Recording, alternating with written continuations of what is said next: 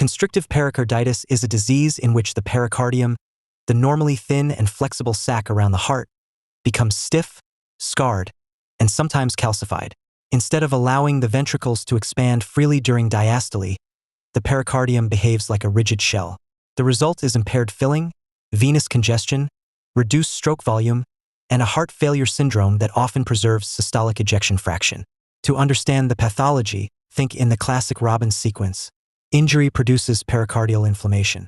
The pericardial surface may develop a fibrinous or serofibrinous exudate, sometimes with effusion. If inflammation resolves cleanly, the pericardium may return toward normal. But if the process persists or organizes, fibrin is replaced by collagen-rich scar tissue.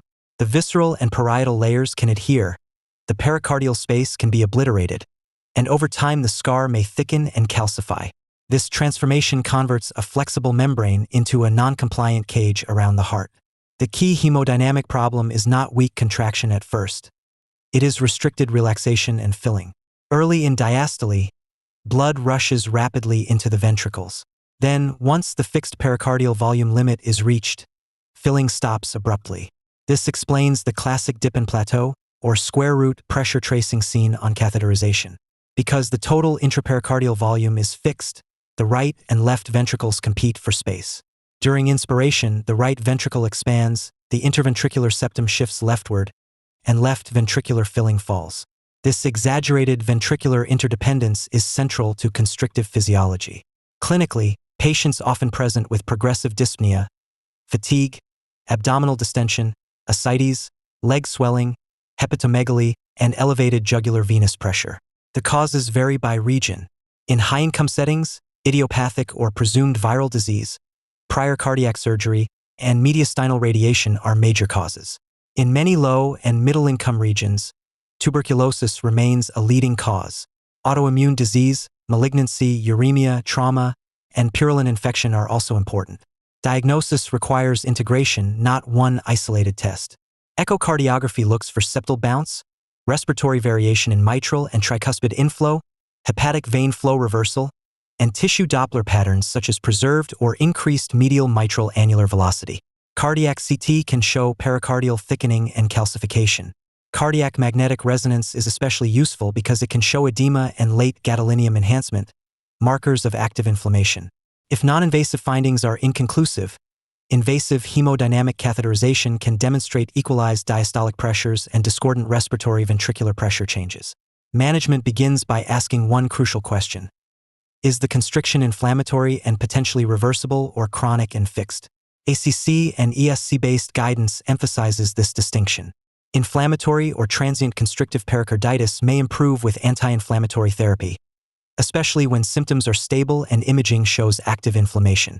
Treatment may include aspirin or a nonsteroidal anti-inflammatory drug, colchicine when appropriate, and selected use of corticosteroids when NSAIDs are contraindicated or a specific indication exists.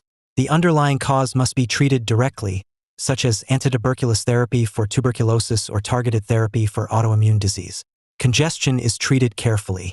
Diuretics can reduce edema, ascites, and pulmonary or systemic venous congestion, but they must be used cautiously because these patients depend on adequate preload to maintain cardiac output. Salt restriction and individualized fluid management may help selected patients.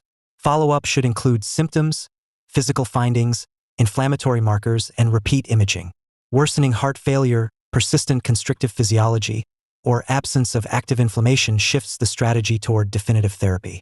For chronic symptomatic constrictive pericarditis without reversible inflammation, the definitive treatment is pericardiectomy, ideally complete or radical removal of the constricting pericardium by an experienced surgical team. Successful surgery can produce major symptomatic and hemodynamic improvement, but it is technically demanding and carries risk, especially in advanced heart failure, renal dysfunction, radiation-associated disease, myocardial involvement, or severe comorbidity. Early referral before end-stage deterioration improves the chance of recovery. In summary, constrictive pericarditis is pathology becoming physiology. Inflammation heals by fibrosis, fibrosis becomes a rigid shell, and the heart can no longer fill normally. The modern approach is to identify the cause, determine whether inflammation is still active, treat reversible disease medically, relieve congestion cautiously, and refer chronic irreversible constriction for expert pericardiectomy.